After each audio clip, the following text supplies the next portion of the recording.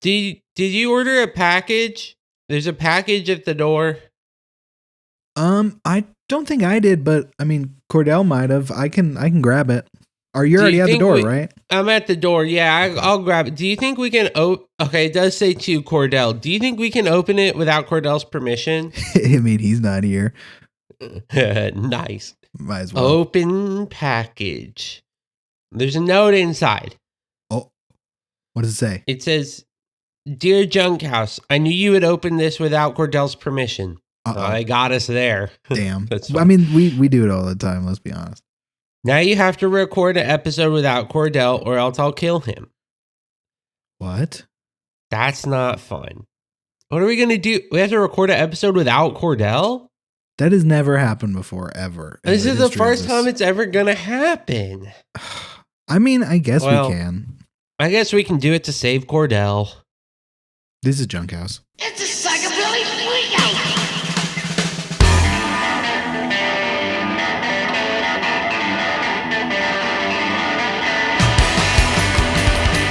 Welcome back to the Junk House. Welcome back. Our friend Cordell's life is on the line. He's your friend too. If you're listening to this show, Cordell's your friend. Cordell is a victim of kidnapping. Mannapping. I'm sorry, Cordell. Mannapping. You're not a kid, Cordell. You're a full-grown man, and we need to respect that about you. Well, we don't have to respect it. We do have to acknowledge it. That's a very good point. We just have to tell the truth. We got to tell the truth here on this podcast. We do have to tell the truth, and Cordell's a grown man, and he's a victim of man-napping. And not the fun also kind. What I'm going to be doing later today. I'm going to be man-napping, if you know. That's the fun kind. That's the fun kind. Love taking a big old nap. Big old nappy nap. Right before we started recording, Caleb and I were talking about comedian Stavros Halkia's new movie. I guess it came out last year. Let's Start a Cult, and how it's pretty freaking good. The thing I forgot to tell Caleb that Caleb would love to know is that Joe Pera is in it. And my favorite comedian, Joe Pera? Joe Pera, one of the best comedians of our day. Oh my gosh. And he plays a badass, I'm doing air quotes, badass boyfriend. You only see him for a tiny little bit, and then you hear him having sex, but you don't see him. Oh my gosh. I'm going to watch this movie now because you said Joe Pera is in it. Yeah. It's on Hulu. It's on Hulu. It's great. Okay, perfect. Perfect. 4 stars. 4 stars. Recommend. I'm excited for that. Have I watched any movies recently? I haven't watched any movies recently. Really? That's very fair. I've been watching a lot of movies with my roommates Hudson and Fielding. My roommates and also very good friends, Hudson and Fielding. Another one that, I mean, if you want, I can just tell you more about Face Off. I'm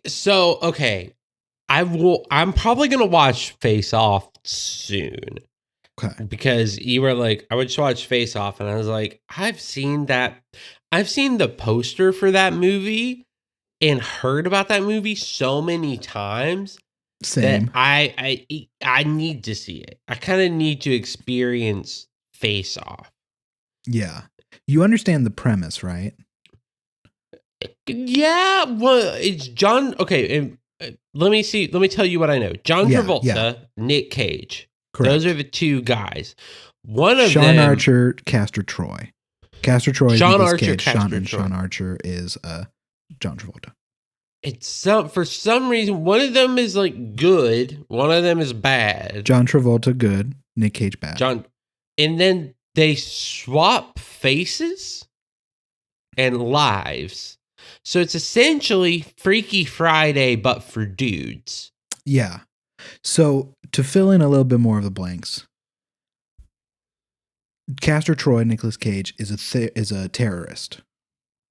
Oh, so bad guy. At the very beginning of the movie, he's trying to kill Sean Archer. John Travolta. and Travolta. accidentally shoots through him and kills his son. Oh my gosh! So that's like the not first a 2 good minutes thing. of the movie. That's a pretty. That's good. That's a pretty big start. Yeah, and To a that's a movie. lot of trauma for John Travolta's character, Sean Archer. So he hates terrorists. So this is like a 2-hour movie, and all of the things I am telling you probably happen within like the first 30 minutes. Maybe 40. Okay. Because of things that you will have to see because it's fun to watch them. Castor Troy is in a coma.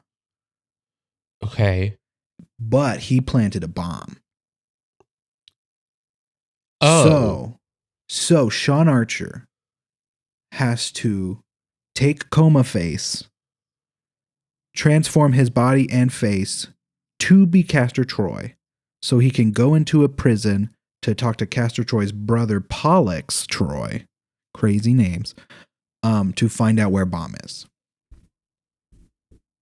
This all happens in the first 30 minutes.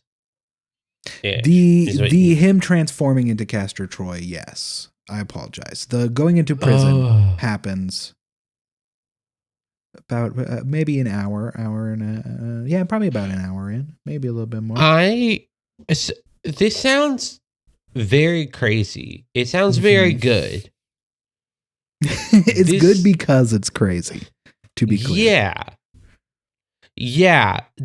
Okay. So and that's all I'm going to give you. There's some stuff. There's a lot more, but here's what I'm going to say. I think this is very good because this is the type of movie that whenever people are like, I like this, I'm like, oh, you know what you would also like is Kojima games, Hideo Kojima video games. Yeah. Because equally insane. Just maybe very confusing. Huh? Maybe more insane than Face Off. Oh, very much more insane. But it's like it's good. It's good though. It's good. Yes, and I love them. Have you ever played a Kojima game?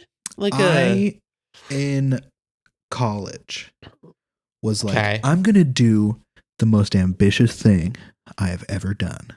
I had just purchased an NES. There you go. And I was like, I'm going to play through every single Metal Gear game, starting with the first one that came out on the NES. The original Metal Gear. Yeah, because I think I also found it at like the Game Exchange in our hometown. Yes. Oh my gosh. I played like not even 20 minutes of it and was like, oh yeah, NES games are hard and don't have any save points, at least that I can reach. So if I want to beat this game, I have to beat it in one sitting, and I don't want to do that.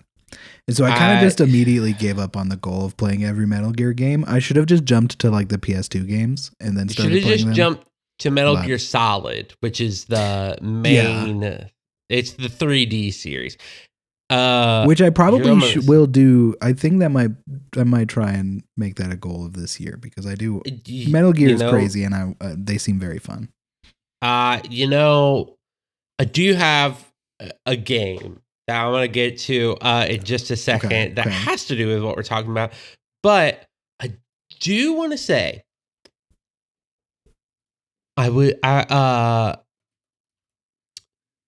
Metal Gear Solid games are buck wild. I do believe that right now the best way to get them is there is like a Metal Gear collection or something that has right now on Steam the Metal Gear 1, 2, 3 and Metal Gear 1 and 2 and Metal Gear Solid 1, 2 and 3 is in the collection. And I highly respect it. Honestly, I have it on the Switch, which is how I'm playing 1, 2, and 3.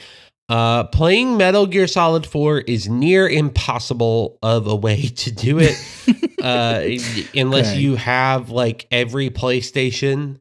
I believe it came out originally on PlayStation 3, and it's very hard to emulate PlayStation 3 games for some reason. Especially if they used all the PlayStation 3 features, as the Metal Gear games and as Metal Gear 4 did. But you don't really have to play it. You can watch a video over it. Metal Gear 4 is... Are you familiar with the Star Trek rule? Have you heard of that before? I feel I watch quite a bit of Red Letter Media, and and a few of them are huge Star Trek fans. So that like feels like something I could have heard in passing, but obviously I have no idea. With the old Star Trek movies, like they made Star Trek, they made Next Generation, and then they made the movies that was about the original Star Trek crew going on more adventures. The rule is odd numbers bad, even numbers good. Okay. And it pretty much sticks to that rule. Like, for some weird reason, that sucks. It just does. Yeah. And in my opinion, with Metal Gear Solid, the opposite is true. Of the numbered ones, odd numbers, very good.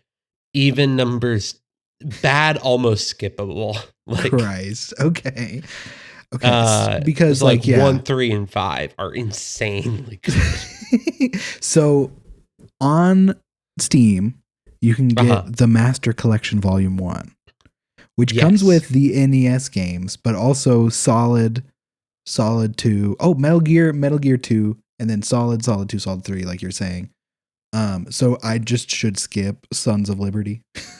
I recommend skipping Sons of Liberty and watching a video over Sons of Liberty to get the insane story. Because here's what happens and why I say those are bad. Is a odd number one happens and it's under a studio is watching Kojima and basically trying to scale him back to keep the story in crazy, a good way, but understandable. Yes. Okay. And then the even number ones is when the odd number one just had a huge success. Everyone fucking loves this game. It's so good. And then they're like, Kojima, we trust you. Go crazy. And then he does Metal Gear Solid 2 Sons of Liberty. And you're like, oh, this is so bad. And then they come back in and they're like, hey, for Metal Gear Solid 3, we're just going to check on you. Okay. We're going to make sure everything's okay. And then is it crazy? Yes. But it makes sense. Yeah. A little bit more. Down. And then they're like, hey, that was a success. We're not going to listen to our past selves. Kojima, we trust you wholesale. Do whatever you want. And then Metal Gear Solid 4 happens. So, but I don't know if this is just a Metal Gear thing. I think this might be a Kojima thing, and I want to confirm it before I say so. Do it. But I have okay, so this one was what was the last one before he came out with Silent Hill? That would have been was that Phantom Pain? Phantom Pain was like the last one Kojima was involved with, and then Konami made their own one without Kojima. Okay, so my theory is correct. Okay, what main game did he come out with after Metal Gear Solid 5, the Phantom Pain? An odd number game. Death Stranding. Death Stranding. They said, you did so good with the Phantom Pain, we're going to let you make a walking simulator with the most insane story since Kingdom Hearts. With monster ads in the game. The energy drink monster ads in the game about they gotta babies. Pay for it somehow. They got to pay for it somehow. You got to pay for those babies somehow. Speaking of wonderful things about Kojima, welcome to this week's game. This is one I think is we'll bring it. I'll bring it back. I feel this is crazy. We could do this with more. I'm sorry, Caleb has already told me what this game is. I feel like we could do this with more than just Kojima as well. We could.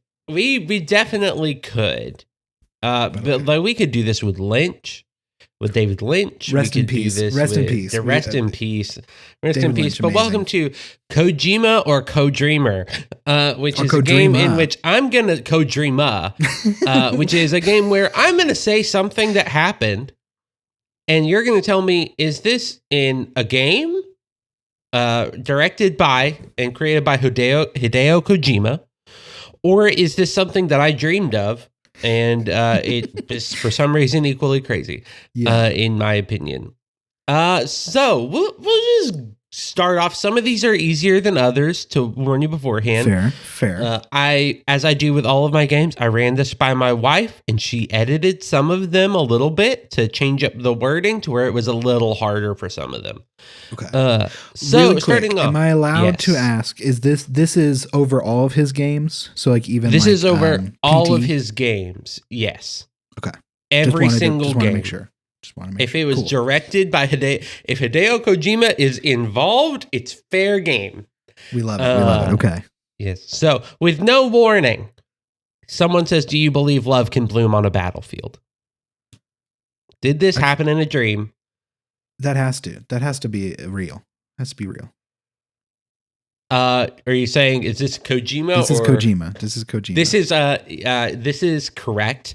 Okay. That was Hideo Kojima. Made his character Otacon. For a bonus point, do you want to guess what Otacon stands for? Otacon.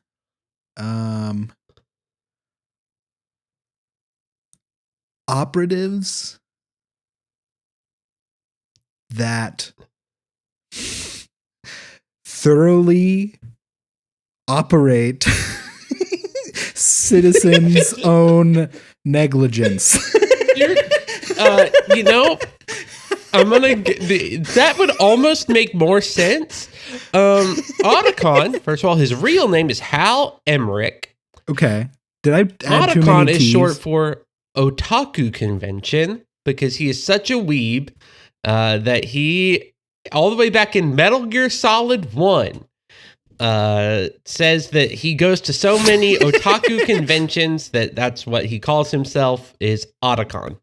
So the thing is, I think Otacon is a real thing. And I didn't. I'm making sure.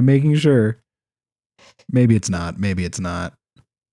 Otacon is an annual 3-day anime convention held during July and August. I love this so much. Okay. It's with a K. So, it's Otakon though. So You know what? But you have 1 point. let's You have go. 1 Let's point. freaking You go. got it. You correctly identified. Number 2, a person fakes their own death in order to escape taxes.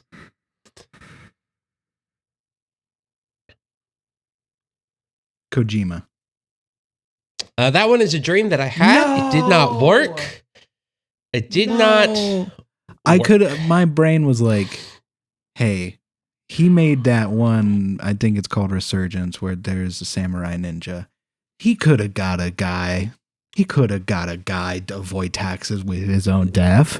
You know what? Here's the thing. It probably could have. It might have happened in one of his games. It has happened in This the is- universe for sure. In his Yes, universe for sure. Oh, in the Metal Gear Solid universe, this is actually standard practice. You just fake your own death every year to try to Yeah. avoid taxes. It Aren't never there like works. water wars going on? Yes, there is. Like, people there are doing the water taxes wars. Yeah, all the yeah. time. People are doing this. Next up, a character named Die Hardman has never seen Die Hard. I think that's a dream because I feel like Die Hard Man is from a different property.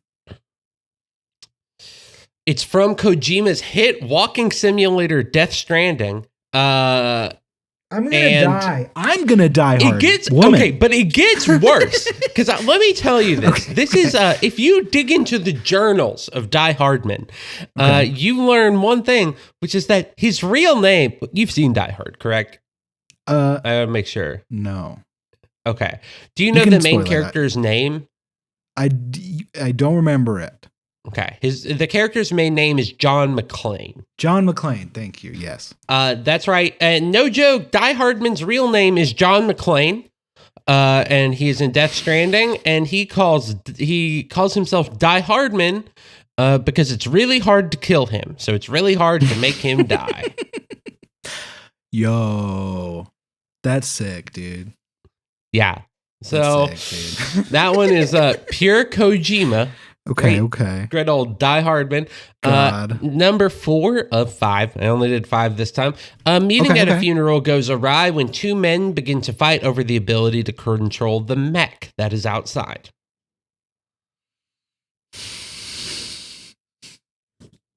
God damn it, Caleb Burley. I'm gonna say because Metal Gear is mech. Metal Gear It is is mech, but Metal like Gear it is could have mech. been. It could have been Voltron. It could have been Gundam. Could have been an Eva from Evangelion. Kojima. This one was me and my brother fighting over control of specifically the Mighty Morphin Power Rangers mechs. God, so I was right when the first thing I said was it could be Voltron. Yep. And I won, by the way. Daniel did not get that mech. I won.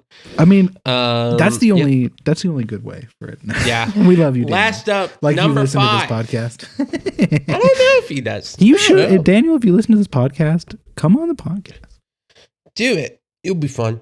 He's real busy these days, though. Yeah, fair. Last up, a large man shoots bees. That's Kojima. That is Kojima. You're correct. 2 out of 5. 2 out of 5 ain't bad. Yes, that is in Metal Gear Solid 3, Snake Eater. And this is the boss known as the Pain. And he's just made of bees and he throws them at you. So, like, Whoa, that's why he's called the Pain, because he's always getting stung. yes, He's in pain. it is. Yeah, that is it. And I, no joke, I told that to my wife and she said, so wait, like he has a gun and he shoots at bees? And I said, no. He throws lobs. He like has a ball of bees that he shoots at you. And then you are stung by a bunch of bees. And she said, why did you play this game at the age that you did? He's And I said, good. well, it's good. Because that was, yeah. So here is the problem with, because Olivia's always like, when did you start playing these games? And then I say the age that I played them, which is 10. And she said, you shouldn't have been playing those games at the age of 10. And I said, you're right. Yeah, I think I agree with your wife. But I did. Nothing we can do about that now. Yeah. True. So 2 out of 5 on Kojima or Kojima. And I think that means that's pretty respectable. That's respectable. pretty all right. Pretty all right. I think that means we need to make up things that haven't happened but could happen in a future Metal Gear game, or could just Kojima project. Well, hold on. We do have a few upcoming Kojima projects. Death Stranding 2, I think. Unless that's Upcoming already out. Hideo Kojima games. Yeah, Death Stranding 2 on the beach is Yeah. coming up. And then OD and Fizzant are the other 2 that I had heard about. OD is an experimental horror game that will explore fear and what it means to overdose on fear. Have In this you game, seen the trailer for that? yes, It's insane. And they're and using also like the crazy Hunter Schafer and Jordan Peele are going to be in that game. Yeah, I think Jordan Peele is Insane. helped him, like worked with him to write it or something too. I think so. Let me see. I let think me I not think I lie. heard that as well. OD Jordan Peele. OD. I'm gonna OD on Jordan Peele. Yeah. Hey. Wow. We've been saying his name this entire time, and my brain said, "You're not gonna say it right." Hideo Kojima and Jordan Peele served as writers of the game. That's what Wikipedia says. That's what Wikipedia says. I'm sorry. It's not what Wikipedia says. Right. You're right. I think in OD, which is the Jordan Peele, it's also with Xbox, which normally Kojima partners with PlayStation more than anyone. So it's interesting that there's going to be 2 PlayStation 5 exclusives upcoming with Fizzant and Death Stranding 2, and then an Xbox exclusive. I don't know if this is like showing a future for it or Yeah. Yeah. Also, he describes Fizzant. Kojima has said that it will be the next level of digital entertainment that could be called a movie. So I guess we're going to get a playable movie from Kojima, which... So the last time I remember him saying something like that was before Death Stranding. And then Death Stranding was a walking simulator. Yeah. I've heard it's good. I've heard people that have played it enjoy it.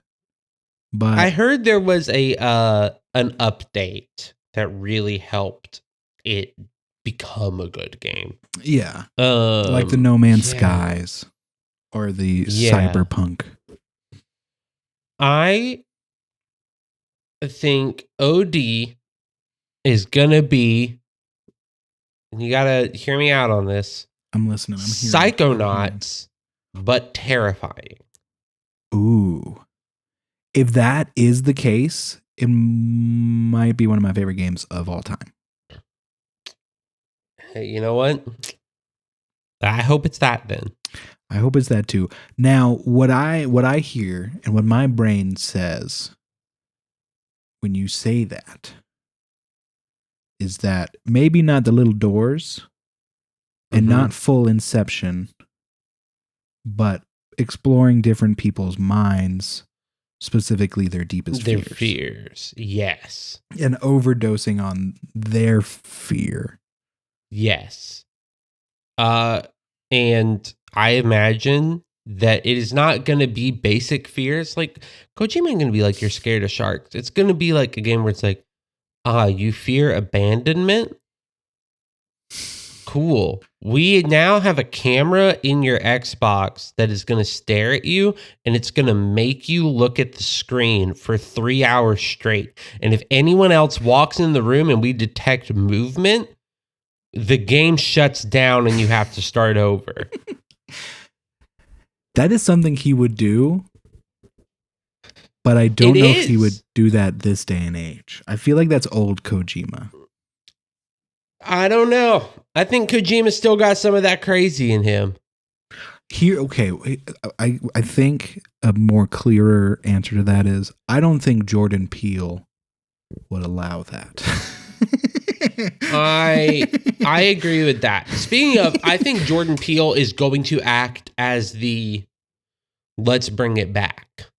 I think so of too. This I think so in too. a interesting way, and probably a very good way, in my opinion. Yeah, I agree. Like, I think if Kojima had his way, the fact that this game has Hunter Schafer in it does make me think Kojima would try to make this one giant trans allegory in a weird way that people would be like, maybe that's not good. And I think Jordan Peele hopefully maybe pulls back from that and hopefully does a thing where it's just like, just don't address it and just let her be herself in this.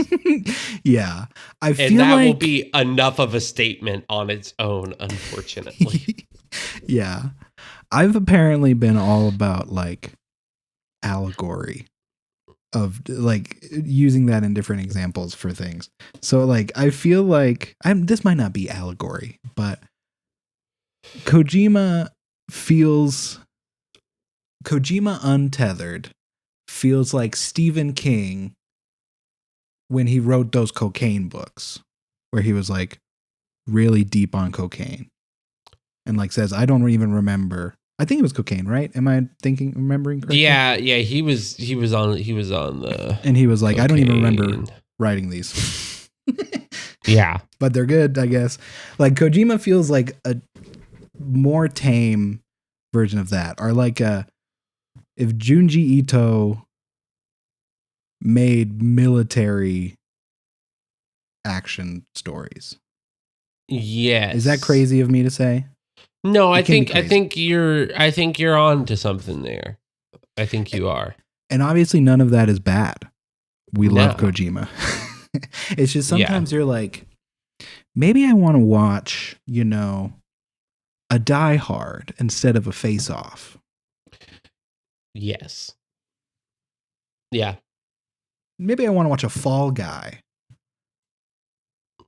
Instead of Face Off. instead of Face Off. Maybe I want to play Psychonauts instead of there's like all these ladies that are like kind of turned into animals, and they're like animal ladies that kill people too. Which honestly, I shouldn't have used that example because that sounds sick as fuck. It also is a movie that kind of exists. Yeah. Animal So, okay. ladies? The Yeah. movie? So like okay. I really love like, the old school monster movies from like the 40s, 50s, 60s, where they were Yeah. just like, we rented a gorilla suit for a day. Go crazy, Steve. And that was Yeah. like the whole movie. So, okay. There was a movie that was supposed to be an adaptation of The Murders of the Rue Morgue by Edgar Allan Poe. Okay. I do not know that story, I'm going to be honest. Starring, I believe Bela Lugosi was in this movie. Yo. I'm double checking this because he was in a lot of those old movies. Some of them that were really good, but most of them not. But yeah, Murders of Rue Morgue. The short story is very good, and it's like this mystery of like these monkeys kill people. The movie stars Bela Lugosi as a mad scientist who has chimp DNA that he inserts into women that turns them into chimps that then murder people. Oh. Oh. Yeah, it's not good. I love those old movies so much. And the book is literally normal everyday chimps are everyday Just chimps and kill chimps. people. Yeah, it's like chimps that are being experimented on, but pretty Which much like just that's everyday terrifying. chimps. Why would you change it into? Yeah, it's not it's good. because it's like you said. It's because they only really had like fucking gorilla suits, so they're like, it's not gonna look good if we say it like this. So we gotta turn the women into gorillas so we can be like, they're kind of people still. Are you familiar? This is my suggestion of an old movie that maybe you could watch with HUD and Fielding. That I think it's on like Tubi, so it's free. Okay. Are you familiar with the director Ed Wood? Yes, I have been in multiple film classes, so my brain says yes. But so the other part of my brain says, I don't know. Ed Wood was like the original intentional B film director. Okay. And there was a movie about him made by Tim Burton, right? Yes. And that movie is also very good and pretty faithful to like his life and all that. Cool. It's also possible, like, if you watch the movie and learn about Ed Wood, you obviously see this. It's possible Ed Wood was trans, and because there was a lot about him that was just kind of like, this seems interesting. Why would you choose to do this? You seem happier as a woman. You seem like you'd be happier as a woman. Yeah. Like specifically, he would like steal his wife's clothes and walk around and be like, this just makes me more comfortable. I like wearing this. And it was just like stuff like that where you're like, I feel like if you had the access to know about the fact that that's okay, you would have been more accepting of yourself, like that kind of thing. Exactly. Ed they Wood didn't have has the a terms movie. in the day to be like, yes, this makes me feel like who I am. Yeah, it's like people are like bisexual. Being bisexual was invented in the 90s because there was like an article written about bisexuality, and it's like, no, it's just people finally had a word. and had a description of what it was, and then they were like, "Oh, this is something I can identify with." Yeah.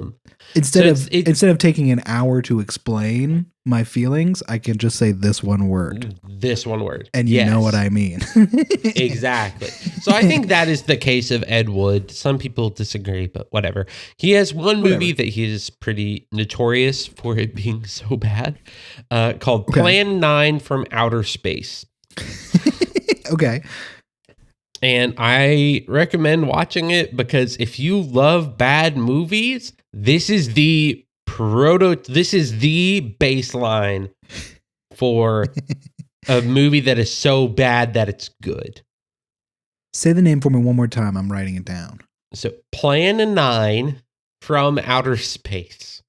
And it's the number 9, not like written out as the word. Man, okay. Shout out Ed Wood. Shout out Ed Wood. Edward D. Wood Jr. is his full name. So he's part of the D clan. Yeah. Yeah. So Plan 9 from Outer Space, it's also like, it is kind of fascinating because like you can see that like he was trying to do things that would be seen as like cutting edge of technology, but it just didn't quite work.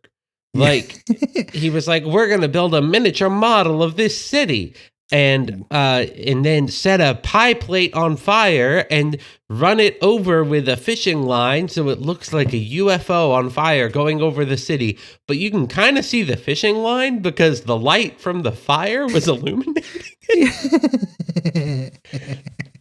Just stuff like that. It's so good. It's like so close to actually cutting edge. So close. Missed it by that much, to quote Get Smart. That much. And he just also like, he just casted his friends most of the time. Like it was just people that he knew. It wasn't like, I'm going to seek out actors other than Bela Lugosi, who was like the original Dracula, was retired and lived not far from him, and he just kind of became friends with him. And so in Bela Lugosi's later years, he was in all the Ed Wood movies. Just starred in so many of them. And like he had that, and like he was friends with this guy that was like he claimed to be a mind reader from the future named the Amazing Criswell. Okay. And he had a TV show that was successful, and he would just basically be like, in the year 2000, we will all have flying cars. And then people would be like, how does he know that? Whoa. Like, that is pretty much the Amazing Criswell's act. And then Ed Wood was like, I like you. You should be in my movies. And then he went to a wrestling ring one time and saw this guy fighting named Tor Johnson. And he was like, hey, I like you. You should be in my movies. And that's basically how he did it. As he found like these like kind of hack actors and was like, I like you. You should be in my movie. Or people would pay to be in his movies, one or the other. Okay. And then also the original Vampira was also his friend. So she was also in there. I'm going to say something crazy, and you might be like, this isn't that crazy. He looks like a human version of Nick Wilde from Zootopia. Yeah. Yeah. Ed Wood does look like that. Yeah.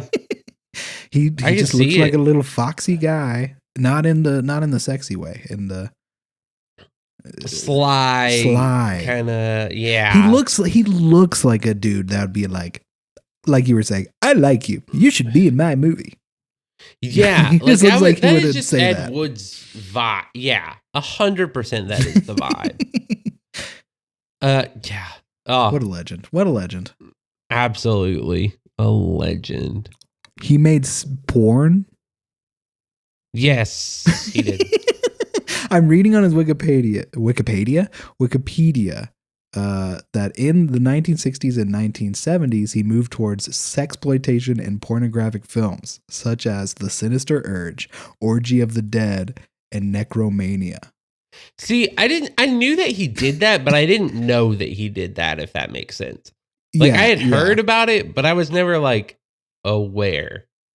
This also says, and wrote over 80 lurid pulp crime and sex novels. That doesn't surprise me. What a legend. Yeah. Yeah. Ed Wood is such an interesting person to look into.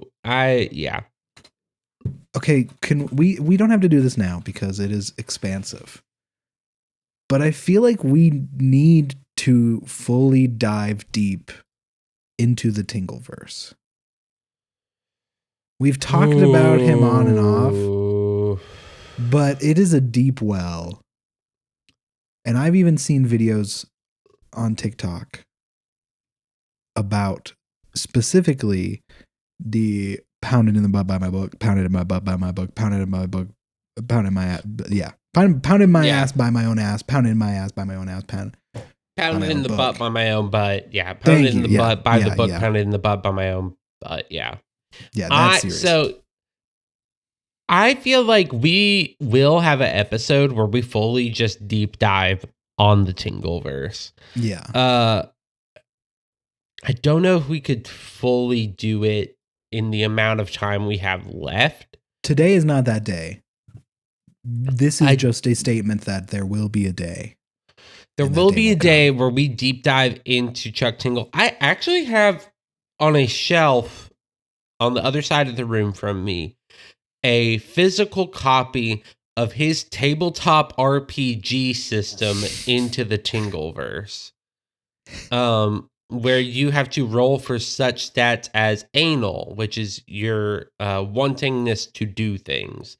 Or you have to roll for stiffness. Roll for, I think some of the races you can be are human, lizard, or unicorn, I think are 3 of the races. It's like a truly wild RPG system that is basically D&D 1 with Chuck Tingle's stank thrown in there. So that will be a Patreon exclusive once we make Oh my gosh, it's us trying to play into the Tingleverse. Yeah, for a whole campaign. I was really surprised. I have started reading more books, and that's fun. There's a service called Libby, which if you have a library card, it basically lets you rent ebooks to your Kindle or other such device for really easy. Bet, okay. And I highly suggest it if you have a e-reader like I do. It's worth it. So I opened up Libby to be like, oh, I finished this book. Let me find my next book. And saw a serious book written by Chuck Tingle called Bury Your Gaze. Oh. Yeah. He has a few, I think he has 3 actual serious horror novels that he's written. Which I think one is called Straight, and then Camp Damascus and Bury Your Gaze, which are his 3 actual serious books that he wrote. Which apparently on Google, it shows you where you can borrow it from a public library, and all of the public libraries near me have it. There you go. That's crazy. Okay. Bury Your Gaze is on Goodreads described as, hold on, let me find. Misha is a jaded scriptwriter who's been working in Hollywood for years and has just been nominated for his first Oscar.